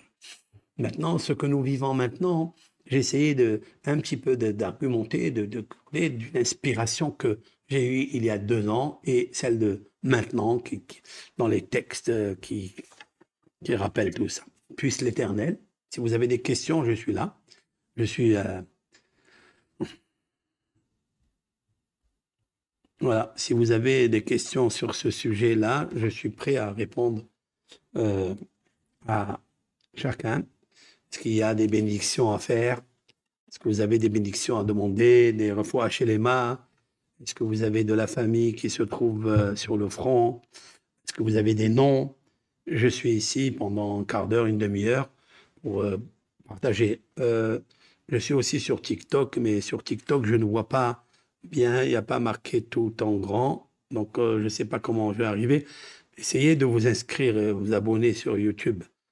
Sur YouTube, comme ça on vous voit. Vous êtes sur TikTok, Baruch Hashem, c'est très bien, mais quand je fais des lives, vous pourrez me demander des questions, je ne pourrai pas répondre. D'accord?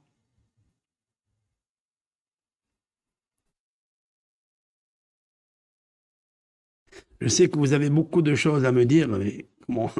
Je ne sais pas, je vois. Est-ce que vous avez Barry Shusham? Azak. Je suis venu exceptionnellement. Je vous laisse en paix. Maître du monde, pardonne-nous. Oui, c'est vrai. Tous les jeunes se sont fait piéger. Oui, alors bien sûr que. Alors, moi, pour moi, il y a une seule chose que j'ai beaucoup de peine. Bon, les gens qui sont morts, ils sont morts, ils sont morts à Kiddush Hashem pour le nom de Dieu. Ils n'ont pas demandé de mourir, ils n'ont pas demandé une guerre, ils ont demandé au contraire une danse de la paix. OK? Mais, euh, mais les filles, il y a une petite vidéo qui circule, je ne sais pas de quel moshav, avec des filles, que des filles juives, et c'est, voilà, et qu'ils écoutent des coups de, comme ça, des coups de trucs, Ils tuent, derrière, ils tuent les gens, ils crient. Et eux, ils ont peur, ils écoutent. Et puis, un des terroristes rentre à l'intérieur de la chambre, ils les embarquent.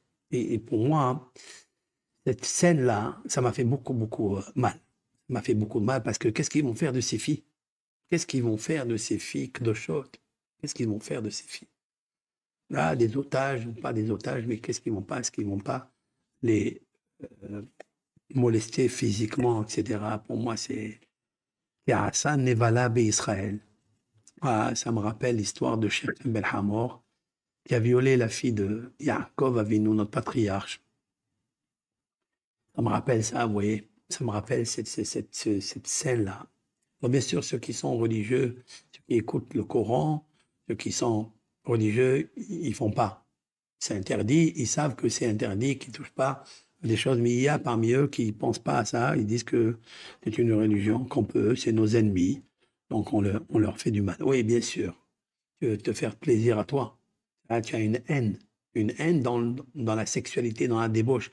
Et ça, c'est vraiment, c'est impensable. Il n'y a pas de mots pour qualifier ça, bien sûr. Il n'y a pas de mots pour qualifier. C'est gravissime. Il y a des vidéos qui circulent. Et ça, pour moi, c'est très terrible. Nous, on ne fera pas un jeu comme ça.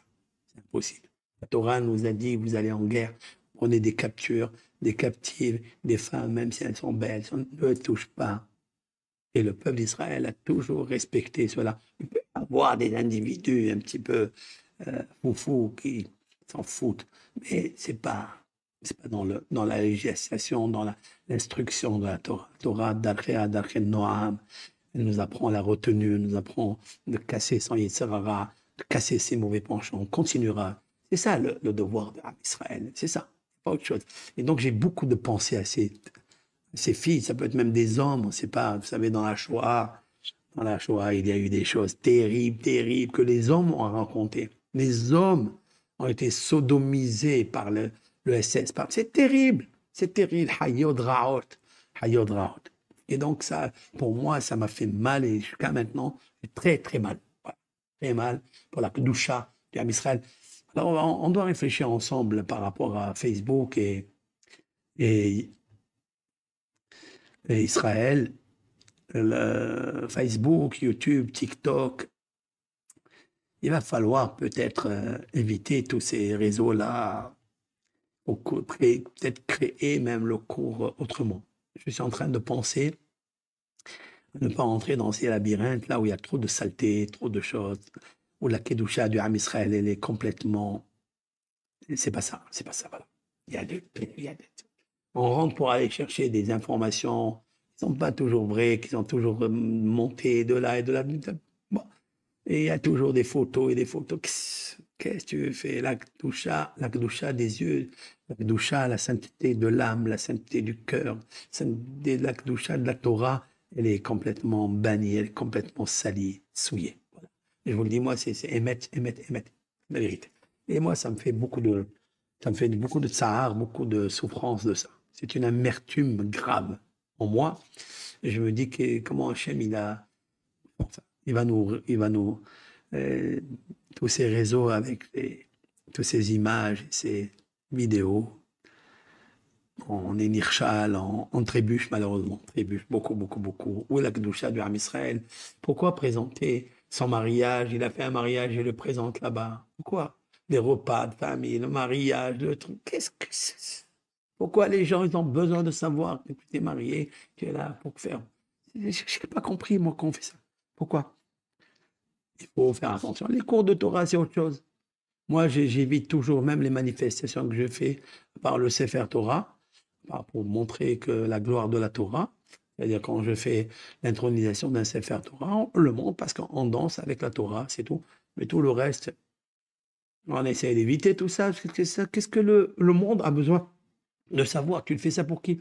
Surtout notre Israël. Ah, notre Israël, elles sont tsnoot, elles sont tzadkaniot, elles sont n'a pas, la Torah, elle a dit non, non, non, ne fais pas ça. Et elles font pas, voilà. Elles ignorent, elles ont pas de la, il y a trop d'ignorance, malheureusement. On est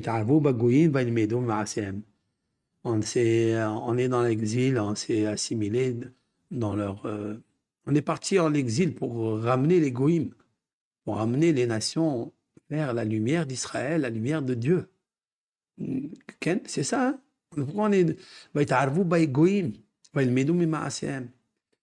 C'est pour que les goïms apprennent de nous, mais si on est nous-mêmes, on a appris d'eux, alors comment on fait?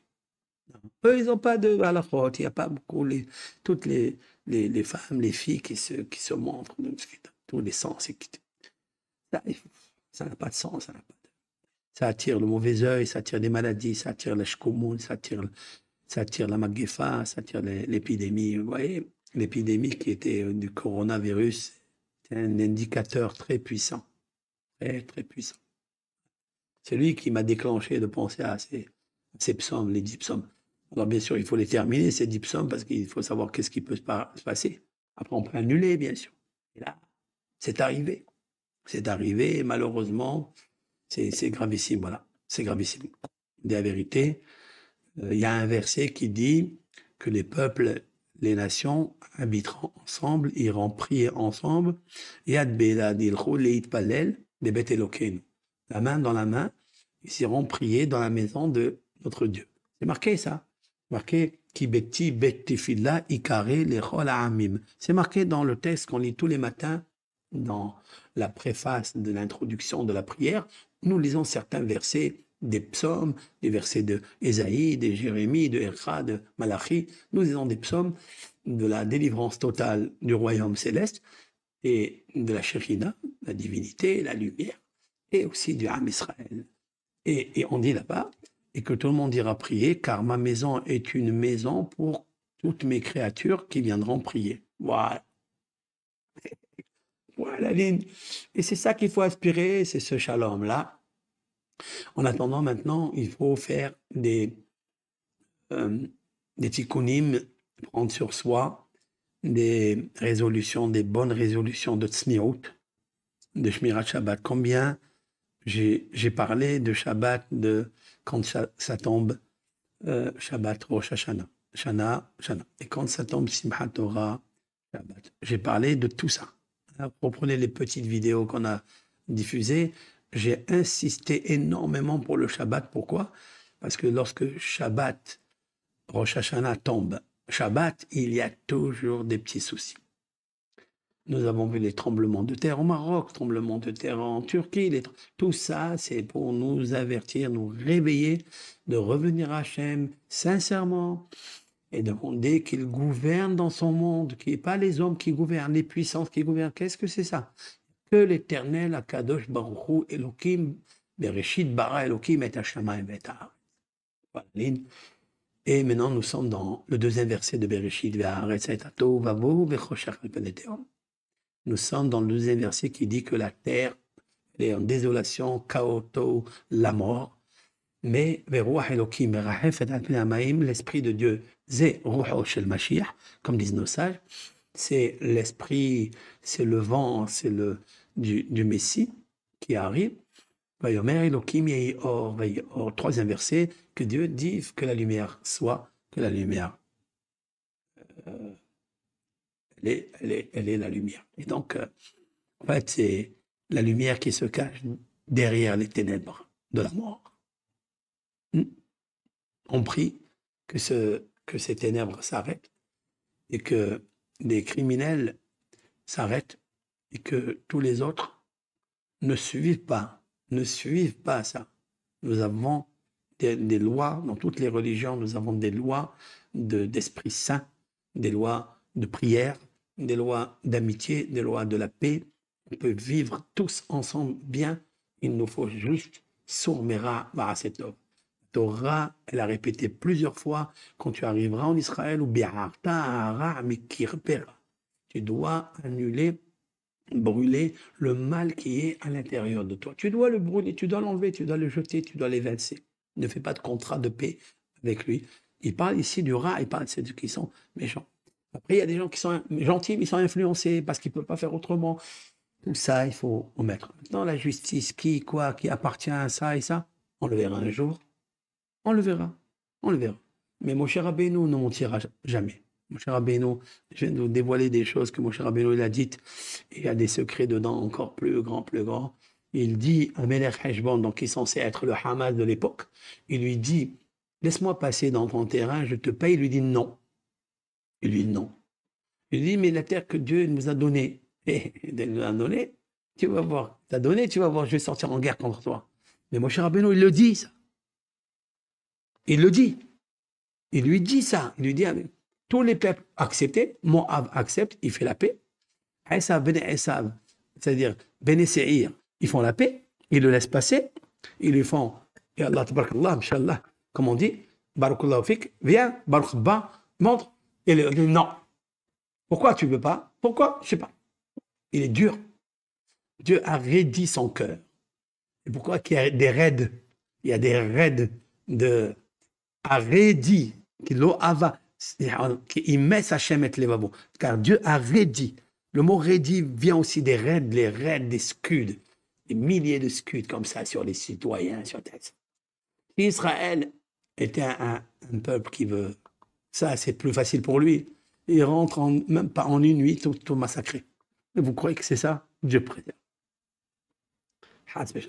Am Israël, Emet, Am Israël, Hay, Am Israël, c'est le peuple de la Torah, c'est le peuple d'Abraham, d'Isaac, c'est des gens pacifiques. Abraham, Isaac, ils ont fait la paix avec Avimelech, Melech Pelishtim. Dans la Torah, tout est marqué, tout est dit. C'est pas un peuple de guerre, c'est pas un peuple tueur, jamais. Non. Il y a des groupes qui sont difficiles, qui sont voilà, pas humanistes. Ah, pas humanistes, voilà. Je veux du pain, je veux de l'eau, je te paye. Non, tu passes pas. Pas seulement ça, pas non, je vais à la guerre avec toi. C'est ce qui se passe. Voilà. C'est seulement, voilà, je reviens au psaume 83. Je veux qui Noassou, Lev Yahdav, Yaharim ou Sod. C'est incroyable. Ils ont fait ensemble un complot secret. Ça veut dire que même entre eux, ils n'ont pas parlé. C'est pour ça que ni le Mossad, ni le Shabak, ni tous ces géants de la technologie, de l'espionnage, ils n'ont pas su capter. Parce que Dieu a fermé les yeux pour qu'il arrive ça.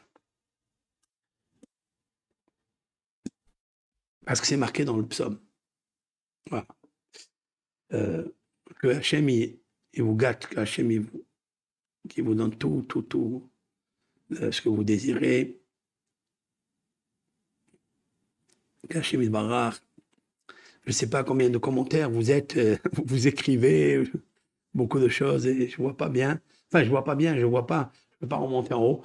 Mais je vais visiter on appelle ça mes commentaires et au fur et à mesure, je répondrai avec l'aide de Hachem. Je ne sais pas, vous me parlez de colonisation, tout ça, moi je rentre pas dans ça. Je rentre pas dans tout ça. Ce que je parle, c'est ce qui est aujourd'hui l'échec et le constat. Et je suis un observateur et je suis pas un divin. Voilà. J'ai fini mes inspirations, j'ai fini mon petit cours. Que Hachem Yitbarach, je réitère encore une fois, il donne la force à nos hayalim, à nos héros, à nos héros, qu'ils donnent la force à des hayalim pour sauver leur vie, sauver des vies humaines, et qu'ils arrêtent tous ces scuds qui arrivent sur les civils. J'ai jamais vu ça. C'est pas humanitaire, c'est pas humain, ça. C'est quoi ce bazar? Ça, c'est Hachem Barak Ya'azol lahem, להשמיד את כל אויביהם, ישמידו את השונאים שלהם, שונאי Hachem. Quand tu t'attaques à Israël, en fait, tu t'attaques à Dieu. C'est ce qu'il dit le psaume 83. David a dit, tu veux t'attaquer à Israël, t'attaques à Hachem. C'est ce que ça veut dire. C'est ça. Donc Israël doit faire très attention à Hachem, de faire son Shabbat convenablement, de mettre les tzitzit, de faire la pudeur, d'être tzniut, d'être... Voilà. Ça, c'est les vraies choses.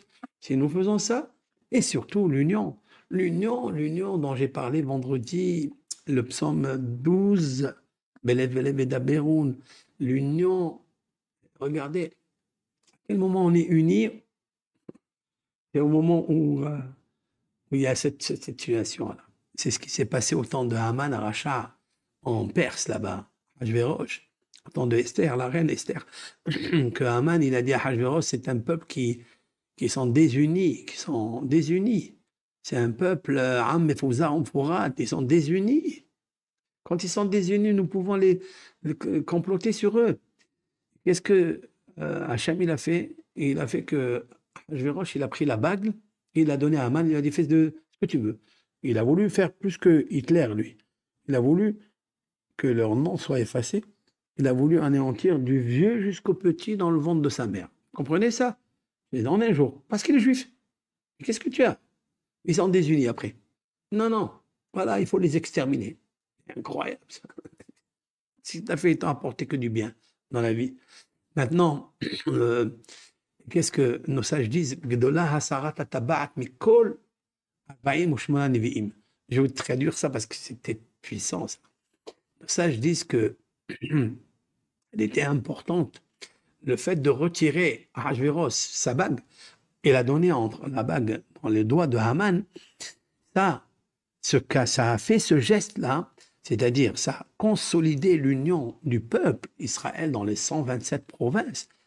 C'est juste d'avoir enlevé la bague et de lui donner et le livrer à Haman pour les tuer, eh bien, ça les a rapprochés à Dieu et ça les a fait unir plus que tous les prophéties et les réprimandes que les 48 prophètes ont fait à Israël. 48 prophètes ont essayé de génération en génération de ramener le peuple à l'union. Ils n'ont pas réussi. Juste une petite bague qu'on enlève la main, il lui donne dans les mains de Haman, le tueur, celui qui est né sur la planète Mars, eh bien, il veut verser du sang comme ça, parce qu'il est juif. Eh bien, ça a fait. C'est ce qui se passe aujourd'hui. C'est que ce carnage des morts comme ça, des citoyens, des gens innocents, ça a rapproché le peuple. C'est pas la guerre. S'il y avait une guerre directe, ça aurait laissé encore la dispute. Mais ça, parce que c'est des innocents, on voit que Dieu, il dirige le monde. On ne connaît pas les plans divins, on ne les connaît pas. Nous devons juste nous organiser à nous ordonner et à aimer nos semblables et à s'aimer dans le peuple d'Israël pour rayonner la lumière de Dieu dans le monde. Amen. Voilà, je vous laisse et que Hachem il vous donne la paix et la santé et que tout se passe bien. Il faut continuer à prier. Il y a paraît-il que les grands d'Israël ont fixé un jeûne pour demain. Et donc, celui qui peut faire le jeûne, qu'il soit jeune ou qu'il soit vieux, sauf s'il est malade, bien sûr, s'il prend des médicaments, tout ça, c'est pas la peine. Un jeûne dicté de la Bible, c'est un jeûne qui est fait pour cause de la situation dramatique. Et voilà, on revient toujours au psaume, à la lecture des psaumes, pour essayer de gagner le concours de la vie et de l'humanisme. Kol tov, bracha ve'atzlacha. Amen.